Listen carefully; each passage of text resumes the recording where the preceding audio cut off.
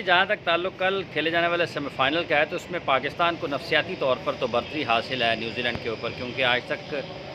پاکستان جب کبھی بھی آئی سی سی ایونٹس میں نیوزی لینڈ کے خلاف کھیلا ہے تو بہت شاندار کھیل کا مظاہرہ کیا ہے۔ پاکستان کی کامیابیاں زیادہ ہیں، بالخصوص اگر آپ 92 کے ورلڈ کپ کی بات کرتے ہیں تو وہاں پر بھی پاکستان وہ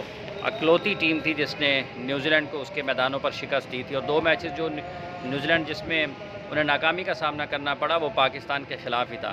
تو اب اس سیمی فائنل میں جہاں پر پاکستان اور نیوزی لینڈ کی ٹیمیں آمنے سامنے آ رہی ہیں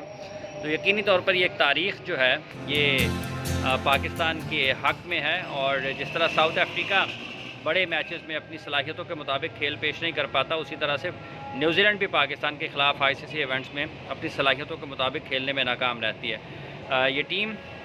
جب ٹرائی سیریز کھیلی انہوں نے اپنے ملک میں تو وہاں پر انہیں ناکامی کا سامنا کرنا پڑا، لیکن یہاں پر جب ورلڈ کپ میں آئے ہیں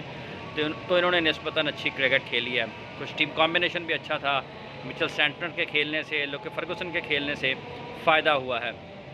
ان کا جو سب سے زیادہ اہم چیز ہوگی وہ پہلے 6 اوورز ہیں پاور پلے کے۔ اگر فن ایلن اور ڈیون کانوائے اچھا کھیل جاتے ہیں تو پاکستان کے اوپر دباؤ آئے گا، لیکن پاکستان کا جو پیس اٹیک ہے، جو پاکستان کی بولنگ ہے مجموعی طور پر جس میں اسپنرز بھی آ جاتے ہیں،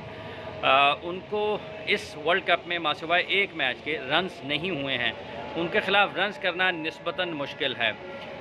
پاکستان کے پیسرز نے جس میں حارث، شاہین، نسیم، وسیم سب نے بڑی شاندار گیند بازی کا مظاہرہ کیا ہے۔ پھر اننگز کے درمیانے حصے میں جہاں پر پاکستان کو بریک تھرو کی بھی ضرورت ہوتی ہے تو وہاں پر شاداب خان بہت اچھی فارم میں چل رہے ہیں، ان کی بیٹنگ بھی اور بالنگ بھی۔ تو پاکستان اتنا آسان حریف نہیں ہے، بالخصوص جب نیوزی لینڈ نے بیٹنگ کرنی ہے۔ پاکستان کے لیے مسئلہ صرف ان کے اوپننگ پیئر کا ہے، اوپننگ